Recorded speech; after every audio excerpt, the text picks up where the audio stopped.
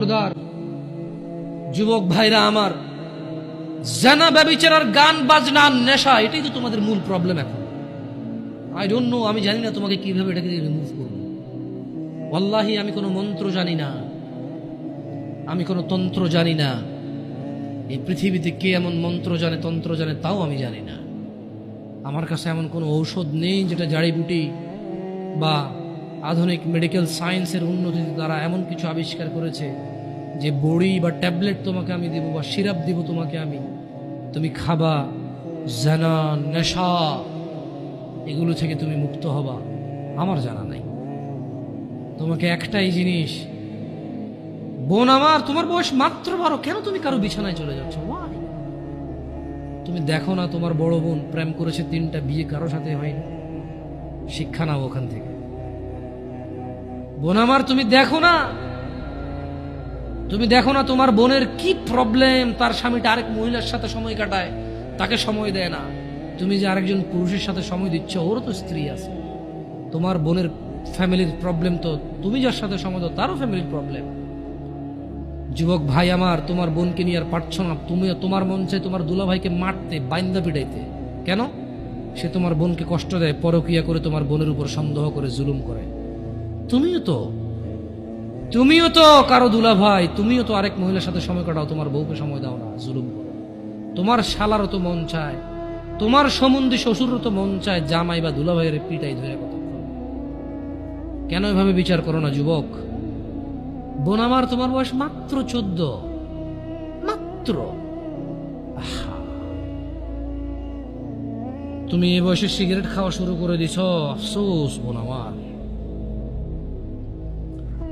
আর তুমি তোমার এই নাজুক, এই মহামূল্যবান, ইজ্জতদার তোমার শরীরকে আল্লাহ কত মূল্যায়ন করছে।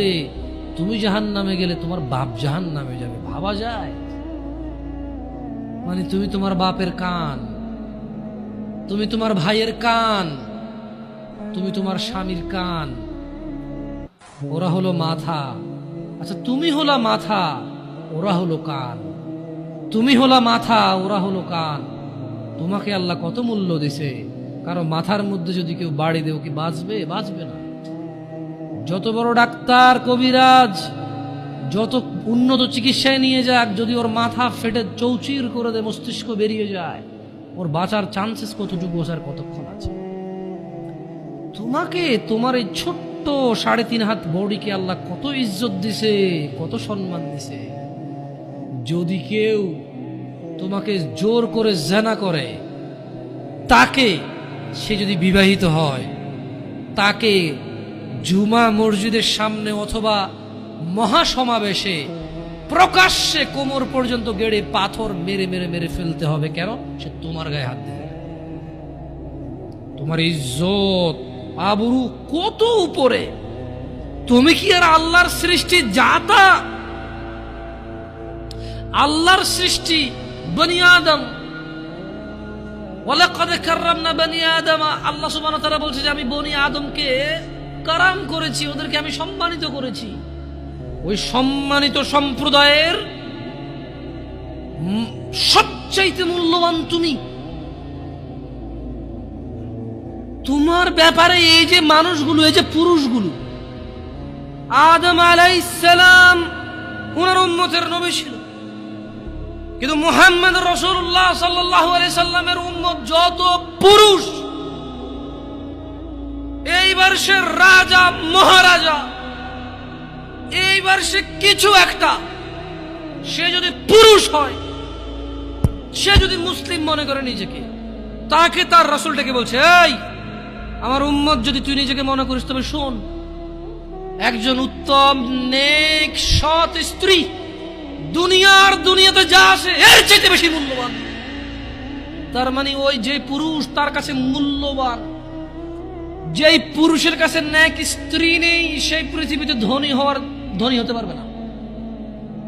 ধন সম্পদ, ধনী দরিদ্র তো কিছুটা কাউন্ট হয়। স্বর্ণ আছে এত ভরি, রূপা আছে এত ভরি, জমি আছে এত বিঘা, গাড়ি আছে এতটা, ব্যাংকে টাকা আছে এতটুকু, কোম্পানির মালিক হলো $10,000 বিলিয়ন, কোম্পানির প্রাইস 2000 কোটি টাকা কোম্পানির প্রাইস। এভাবেই তো ধনী দরিদ্র বিল গেটস, ওই যে কি কয় এটাকে, কি কি আছে, আম্বানি টাম্বানি, এভাবেই তো ধনী দরিদ্র হিসাব দেয়, রাইট? কিন্তু যার কাছে যেদিন বিচার হবে কে ধনী ছিল কে দরিদ্র ছিল, সেদিন যার কাছে ন্যাক স্ত্রী থাকবে না, সে ধনীদের লিস্টে আসতে পারবে না। একজনের কাছে যদি পুরো পৃথিবী আর পৃথিবীতে যা আছে, একজনের কাছে যদি পুরো পৃথিবী আর পৃথিবীতে যা আছে সবকিছু থাকে, ন্যাক স্ত্রী না থাকে, আরেকজনের কাছে যদি শুধু ন্যাক স্ত্রী থাকে, এটা বলে প্রমাণ হয় যে ন্যাক স্ত্রী, তাহলে ইসলাম ওকে ধনী বলে, কে দরিদ্র বলে, কে মিসকিন বলে? বেচারা, ও তো লাইফে সুখী না, ও কি বেচারা, আহা ওর যে মিসকিন বেচারা। তোমাকে কত মূল্য দিছে চিন্তা করছো রাসূল সাল্লাল্লাহু আলাইহি সাল্লাম? তোমাকে এটা, তুমি যা তা নও, পুরুষ তোমাকে অ্যাচিভ করতে হয়, পাইতে হয়, অর্জন করতে হয়। তোমাকে যা তা পুরুষ তোমাকে অর্জন করতে পারবে না। যে পুরুষ তোমাকে মূল্যায়ন করতে পারবে না, সেই পুরুষ তোমার সতীত্বের খেয়াল রাখতে পারবে না। যেই পুরুষ তোমার মূল্যায়ন করতে পারবে না, সেই পুরুষ তোমার সতীত্বের পরোয়া করতে পারবে না, মূল্যায়ন করতে পারবে না। এটার মর্ম, এটার ইজ্জত, এটার শান্তি সে জানবে না। মিসকিন বেচারা, বোকা, হতভাগা, পাগল, দরিদ্র, ফকির, জীবনে কিচ্ছু নাই ওর, যার কাছে তুমি নেই। বোন আমার, যার কাছে তুমি নেই তার কাছে পৃথিবীর কোনো সম্পদ নেই। বোন আমার, 12 বছর 15 বছর বয়সে তুমি কেন বিবাহের পূর্বে আরেকজনকে তোমার শরীর ধরতে দাও? আর যুবক ভাই আমার, কি বলিস কি তুই? এই পৃথিবী আর পৃথিবীতে যা আছে এর চেয়ে মূল্যবান হচ্ছে এই মেয়েটা। তো এরকম মূল্যবান একটা জিনিস ওর ধরে ছুঁয়ে তুই ওকে ওর মূল্য কমিয়ে দিবি? এত বড় জুলুম ওর প্রতি তোর? তুই আল্লাহকে ভয় করিস না তাই বলে এতটা এতটা কি বলিস তুই? তুই কি কারো গাড়ির গ্লাস ভাঙছিস জীবনে? না। কেন? ওর লস হবে।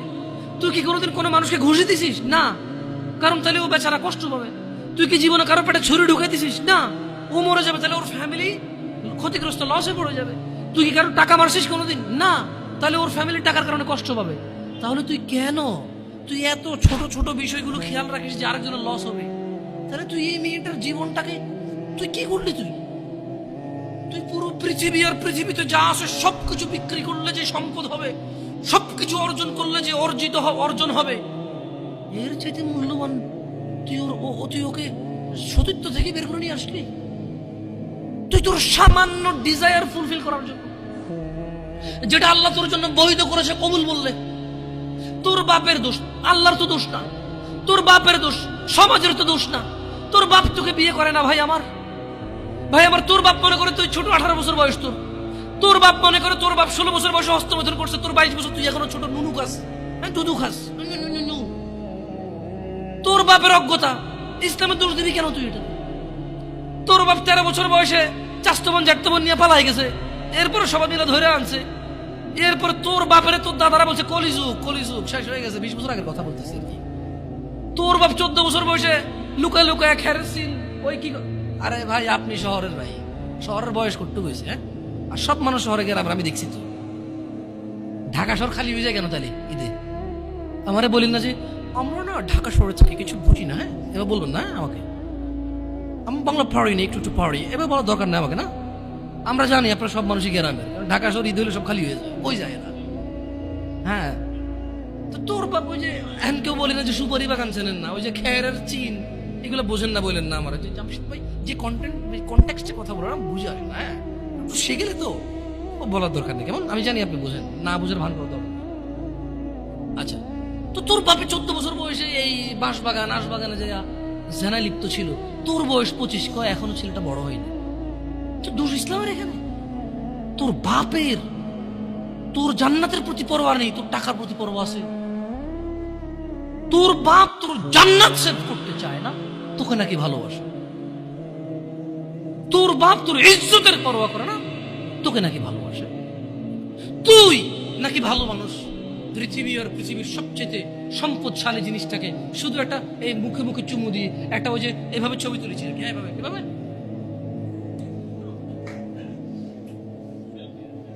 এরপরে ফোল্ডার বানায়, ফোল্ডার লক করে রাখছে যাতে কেউ না জানে। এরপরে ওই মাইয়ের বিয়ে ঠিক হয়ে গেলে ধমক দেয়, ছবি পাঠাবো একটা একটা করে। সামান্য ডিজায়ার যেটা তোর হালাল ভাবে আল্লাহ দিয়েছে, একটু সবর কর, একটু সবর কর। তুই ক্লাস 5-এ পড়তেছিস, 6-এর জন্য ওয়েট করতেছিস না? তুই ক্লাস 8-এ পড়িস ভাই আমার, ছোট পিচ্ছি সোনামণি ভাই আমার। তোকে আমি আমার মাথায় রাখি, তুই বলছিস রাগ করিস না। তুই বললে আমি না অত তো সিনেমা নাটক দেখি না, তোরাই কস। তুই বললে আপন, তাই তোরা আপন করে বলতেছি। আবার কইস না হুজুরের ব্যবহার খারাপ। উনি তুই করে কেন বল, উনি এভাবে কেন কথা বলেন, নিজেকে কি মনে করে? না, তোরাই ডায়লগ দিস। আসলে তুই বললে আপন মনে হয়। আমি এই জন্য ভাই, তোরা আমার কইছিস তুই বললে আপন, আমি তুই বলি। আমি তো সৌদি আরব বড় হয়েছি, আমি তো দেশে বড় হই নাই। আমি আসার পরে সব ডায়লগ দেখছি। আসলে আপন জনকে তুই বলে, হ্যাঁ তুই বললে আপন মনে হয়। আমি তোরা আপন মনে করি, কারণ ইন্নামাল মুমিনুনা ইখওয়া। 1450 বছর আগে আল্লাহ আমার কাছে তুই আমার ভাই। কত আপন তুই চিন্তা কর। তোরা তুই গমু না কারে গমু রে ভাই আমার? তুই আমার আচরণে যাইস না। হ্যাঁ, তুই আমার কত পুরনো ভাই তুই জানিস? আমার মায়ের পেটের ভাইটা আমি যেদিন জন্ম হয়েছি বুঝতে পারছি, সেদিন আমাকে আমার বাপ মা, আমার পরিবেশ বলছে আমার মায়ের পেটের ভাই। কিন্তু অ্যাজ এ মুসলিম তুই আমার ভাই। 1450 বছর আগে এটা ঘোষণা হয়ে গেছে পৃথিবীতে। তোকে যদি আমি তুই না বলি, আদর করে না বলি, আপন না মনে করি, কাকে মনে করবো রে? তুই তো আমার তুই তো আমার আপন। এমন করিস না ভাই আমার। তোর বয়স সবে 14 বছর। একটু অপেক্ষা কর, একটু অপেক্ষা কর। তোর বাপ বিয়ে করেছে, তুই পৃথিবীতে আসছিস। তুই এমনি এমনি আসিস নি। তুইও বিয়ে করবি, তুইও পৃথিবীর সমস্ত সুখ পাবি ইনশাআল্লাহ। তোর ছেলে সন্তানও এমনি এমনি আসবে না। তুইও আল্লাহর দেওয়া নিয়ামত উপভোগ করবি এবং আল্লাহর প্রশংসা করবি। অপেক্ষা কর ভাই আমার, অপেক্ষা কর। খবরদার, বেখেয়ালি হওয়া যাবে না, বেখেয়ালি হওয়া যাবে না। আর নিজের সামান্য ডিজায়ারকে ফুলফিল করার জন্য পৃথিবীর সবচেয়ে দামি সম্পদটাকে সবচাইতে সস্তা নিকৃষ্ট করে দেওয়া যাবে না। কেমন? বিয়ের পূর্বে কোনো মেয়ের গায়ে হাত দিবি না ভাই আমার, খবরদার। বিয়ের পূর্বে কোনো মেয়ের সাথে কথা বলবি না, খবরদার। তোর যোগ্যতা নেই ওর সাথে কথা বলার। তুই কে রে?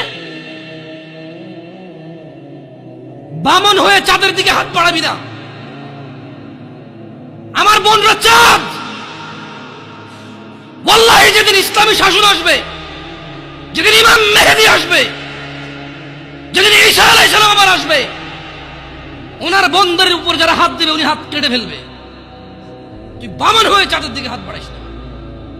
আমার বোনরা চাঁদ। ইসলাম মেয়েদেরকে চাঁদ বলেছে, আর তোকে বামন বলেছে বেটা। তুই বেটা ছেঁড়া খাতা শুয়ে লাখ টাকার স্বপ্ন দেখিস, বিয়ের আগে মেয়ের গায়ে হাত দিস? তোর সাহস কত? তোর সাহস কত? তুই জানিস না মুহাম্মদ সাল্লাল্লাহু আলাইহি সাল্লাম বলছে নেক স্ত্রী দুনিয়াতে যা আছে ওর থেকে বেশি উত্তম। তুই কি করে ওর গায়ে হাত দিস বিয়ের আগে? তোর সেই যোগ্যতা আছে বল? তোকে আল্লাহ জাহান্নামে ফেলবে, তোকে আল্লাহ জ্বলন্ত আগুনে নিক্ষিপ্ত করবে, তোর শরীর পচবে, তোর শরীরের গন্ধে জাহান্নামীরা থাকতে পারবে না। তোকে আল্লাহ এত নিকৃষ্ট শাস্তি কেন? কারণ তুই এত বড় জঘন্য কাজে লিপ্ত হয়েছিস। আমারে বুঝাস না মেয়েরা খারাপ, মেয়েরা খারাপ। আমি তো এত খারাপ দেখি না। তুই কোথায় তো খারাপ দেখিস? আমি তো দেখি তুই বেটা 10-এ পড়িস মাত্র। তোকে আমি ছোট করে দেখছি না বেটা। তুমি বের হও, ছবি পাঠা নাহলে হাত কেটে ফেলবো আমি। দেখো আমি 20-এর বোতল নিয়ে আসি, ছবি পাঠাও। তুই বেটা আমার বোনটাকে বেটা ফুসলেছিস বেটা। ফাজিল, মেয়েরা খারাপ, মেয়েদের খারাপের কারণে দুনিয়া। তুই কে রে? তুই কি মেয়েরা খারাপ? শোন, আমাদের গ্রামে প্রবাদ আছে, ধর্মীয় কথা না এটা। এখন যেটা বলছি এটা প্রবাদ, এটা ধর্মীয় কথা না। কোন মেয়ের যদি একবার হাঁটুর উপরে কাপড় ওঠে আর নামে না বেটা। তুই উঠাইছিস হাঁটুর উপরে কাপড়, ও উঠায়নি। হাঁটু পর্যন্ত তুই উঠাইছিস, আর এখন সে নামাচ্ছে না। তুই মনে করিস তুই বেঁচে গেছিস না? তুই মনে করিস তুই জিনাই জেনা না? না বেটা, ও তোর সাথে জেনা করেছে, এরপরে তোকে বাদ আরেকজনের সাথে করবে, আরেকজনের সাথে করবে। আর তুই সূচনা, তুই ওকে শিখাইছিস। এটা সবগুলো তোর উপরে আসবে বেটা। তুই নিজের ছোট পাপিষ্ট মনে করিস না? তুই মনে করিস কি হয়েছে, আমি তো একটা চুমাই নিছি। আমি তোকে বলছি ছবি তুলে পাঠাও, টয়লেটে যাও, ব্লাউজ খুলে ছবি তুলে পাঠাও, জামা খুলে ছবি তুলে। ফাজিল, আল্লাহ তোকে হিদায়াত দিকে, আমিন। ভয় পা, ভয় পা, আল্লাহকে ভয় পা। ছোট ভাই আমার, সবাই বুড়া হয়ে মরে না, বহু মানুষ যৌবন্ত অবস্থায় মরে যায়। ছোট ভাই আমার, তোর ঘরেও বোন আছে, ভয় পা, আল্লাহকে ভয় পা। তুই এত বড় অপরাধে লিপ্ত হইস না। তুই মেয়েদের হাঁটু পর্যন্ত কাপড় তুলিস না, খবরদার, খবরদার, তুই এটা করিস না।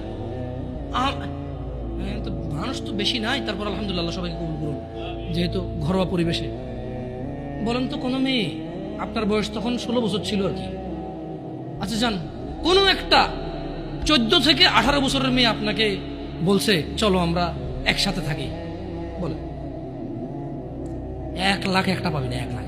আমি বলে দিচ্ছি, চ্যালেঞ্জ হলে আসিও, তুমি প্রমাণ করে দিয়ে যাও। মেয়ে কি বলো, মেয়েরা প্রেম হারাম ইসলামে, ইসলামী বিয়ের পূর্বে সম্পর্কই হারাম। কিন্তু এর মধ্যেও কোনো মেয়ে ছেলেকে বলে না কিস করো, আমাকে একটা তোমার লুঙ্গি খুলে ছবি পাঠাও, বলে না। প্রত্যেকটা ছেলে বলে, প্রত্যেকটা ছেলে বলে, এভরি সিঙ্গেল ছেলে বলে এটা।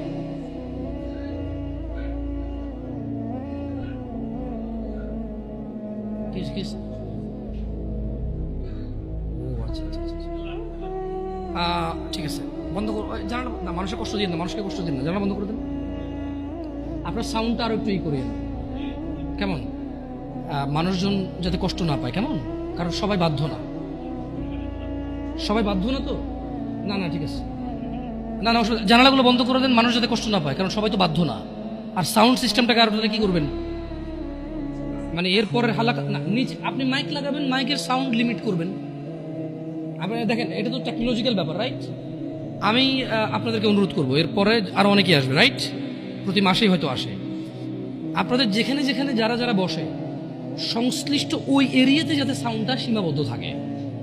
নিচতলায় তো আর এখানকার সাউন্ড যাবে না, নিচতলায় আলাদা একটা সাউন্ড ওই লাগাই দেন, মাইক্রোফোন লাগাই দেন, মানে স্পিকার, সরি, নিচতলায় কি আর একটা, আর মাটিতে বাড়ি দিলে কে চেতে ওঠে, ওটা তো হয়।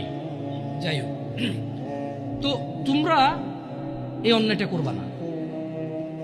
আর যদি তোমাদের মনে হয় যে না, তোমাদেরকে কোনো 16 বছরের 17 বছরের যুবতী মেয়ে বলছে যে মানে আজে বাজে অফার করছে, আমাকে বলিও, আমার ফেসবুক আইডি তো জানাই আছে না, আমাকে বলে ভাই ভাই ভাই এক আজব ঘটনা ঘটে গেছে ভাই, 16 বছরের মেয়ে আমাকে বলতেছে আজে বাজে কথা। না, মনে রাখবা, তোমরা যারা মেয়েদেরকে এত বিচ্ছিরি ভাবে ফেসবুকে কমেন্টস করো না, খারাপকে খারাপ বলবো, এটা আমি জানি, খারাপকে খারাপ বলতে হয়, কিন্তু তুমি মনে রাখবা, তোমার মতো আমার মতো কোনো ছেলে দায়ী এটাতে।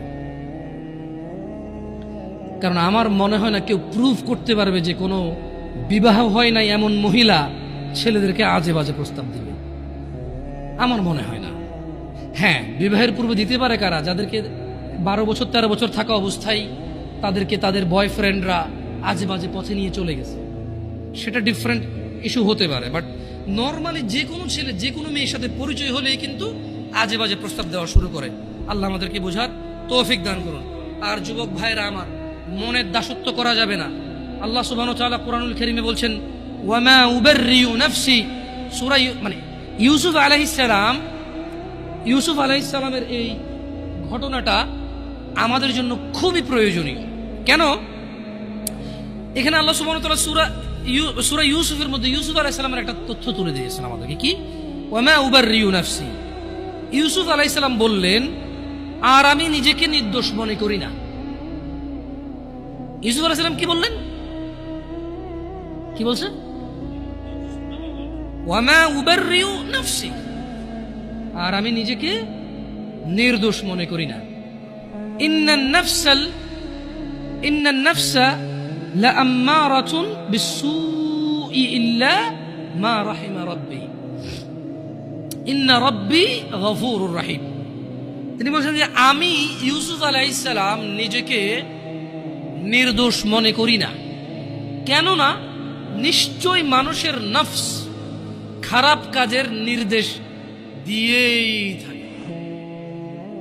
তিনি কেন নিজেকে নির্দোষ মনে করে না? তিনি বলছে কারণ মানুষের যে নফস, যে সেলফ আছে, এটা খারাপ কাজের নির্দেশ দিতেই থাকে, কিন্তু সে নয় ইল্লা মা রাহিমা রাব্বি, কিন্তু সে নয় যাকে আমার রব দয়া করেন, তার মানে এই পৃথিবীতে ইউসুফ আলাইহিস সালাম বলতে চাচ্ছেন যে আমি নিজেকে নির্দোষ মনে করি না, তবে ওই লোকটা যাকে আমার রব দয়া করছে, নিশ্চয়ই আমার রব অতীব ক্ষমাশীল।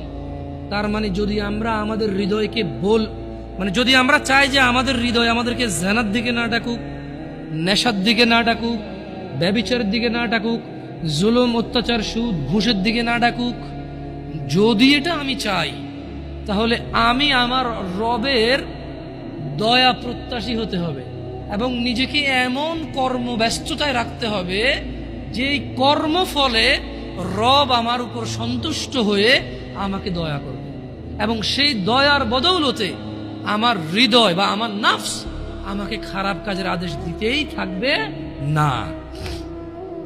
আল্লাহ তাআলা কোরআনুল কারীমে আরো বলছেন, ওয়া নাফসিন ওয়া মা সাওয়াহা, শপথ নফসের এবং যিনি তা সুবিন্যস্ত করেছেন তার, ফাআলহামাহা ফুজুরাহা ওয়া তাকওয়াহা, তারপর তাকে তার সৎ কাজের এবং তার অসৎ কাজের জ্ঞান দান করেছেন।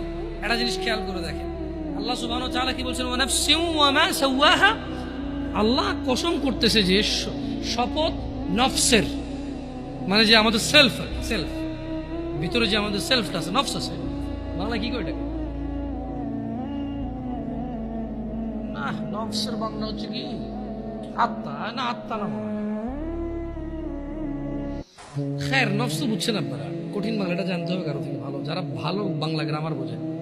তো আল্লাহ তাআলা বলছেন যে শপথ নফসের, কারণ নফস হচ্ছে কি, যে জিনিসটা আমার মানে ব্যক্তি সত্তা আর কি, এটা খুব অপরাধ প্রবণ হয় আর কি ব্যক্তিগতভাবেই। তিনি বলছেন যে ফাআলহামাহা ফুজুরাহা ওয়া তাকওয়াহা, শপথ ওই নফসের যে নফসকে আল্লাহ তাআলা সৎ কাজ এবং অসৎ কাজের জ্ঞান দিয়েছেন। তার মানে আমরা বলতে পারবো না যে আমরা যে অসৎ কাজ করি আমরা নির্দোষ, কারণ আল্লাহ তো এটা আমাদেরকে কি দিছে, জ্ঞান দিছে কোনটা ভালো কোনটা খারাপ। কদ আফলাহা মান যাক্কাহা, সুতরাং সেই সফল কাম হয়েছে যে নিজেকে পবিত্র করেছে, ওয়া কদ খাবা মান দাসসাহা, আর সেই ব্যর্থ হয়েছে যে নিজেকে কুলুষিত করেছে। আল্লাহর সফলতা মানে হচ্ছে যে জান্নাতে গেছে তাকে আল্লাহ সফল বলেছে, যে জাহান্নামে যাবে তাকে আল্লাহ ব্যর্থ বলে। কেমন? এখানে সফলতা মানে পরীক্ষায় পাশ না, অধিক উপার্জনের অধিকারী হওয়া, অনেক বেশি রিজিক থাকা, 2-3টা বিয়ে করে ফেলা, গাড়ি বাড়ি থাকা, ভোটে দাঁড়িয়ে পাশ হয়ে যাওয়া, অথবা এলাকার মসজিদের সভাপতি হয়ে যাওয়াকে সফলতা বলে না। আল্লাহ সুবহানাহু ওয়া তাআলা যখন কোনো সফল কাম কাউকে বলে, আল্লাহ এটা মিন করে এবং এটাই মূল উদ্দেশ্য যে সফল মানে হচ্ছে জান্নাতি। সফল মানে কি? যে লোক জান্নাতে যায় নাই সে সফল হয় নাই, যে লোক জাহান্নামে গেছে সে সফল হয় নাই, সে ক্ষতিগ্রস্ত হয়ে গেছে। কেমন? এইটা আমাদেরকে খেয়াল রাখতে হবে আমার ভাইয়েরা। আমাদের নফসের প্রতি আমাদের দুর্বলতা থাকবে, এটা ন্যাচারাল বিষয়।